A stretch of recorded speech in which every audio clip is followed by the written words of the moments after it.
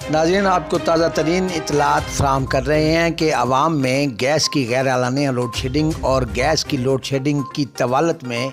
शदीद परेशानी जो है वो पाई जा रही है। गैस की लोड शेडिंग की तवालत के दौरानिए को गैर एलानिया तौर पर बढ़ा दिया गया है और रात के 9 बजे कभी 10 बजे से लेकर सुबह तक गैस गायब रहती है और उसके बाद सुबह भी अचानक 7 बजे से लेकर तकरीबन 10 बजे तक कभी 12 बजे तक गैस गायब हो जाती है, जिससे आवाम को शदीद परेशानी लाहक हो रही है। इस हवाले से हुकूमत की तवज्जो कतन इस तरफ बिल्कुल नहीं है और महकमा सुई गैस सिर्फ रात के 12 से सुबह 4 तक अगर लोड शेडिंग कर ले तो आवाम को फिर भी कुछ सहूलत दी जा सकती है। आवाम को गैस की सहूलत से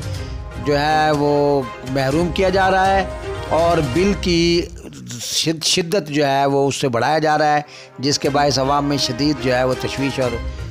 परेशानी की लहर दौड़ रही है। हुकूमत को इस तरफ तवज्जो देनी चाहिए और फौरी तौर पर आवाम की इस अहम तरीन मसले को हल करना चाहिए और गैस की लोड शेडिंग का दौरानिया कम कर दिया जाना चाहिए ताकि आवाम जो है वो इस सहूलत से ज़्यादा इस्तेफ़ादा कर सके।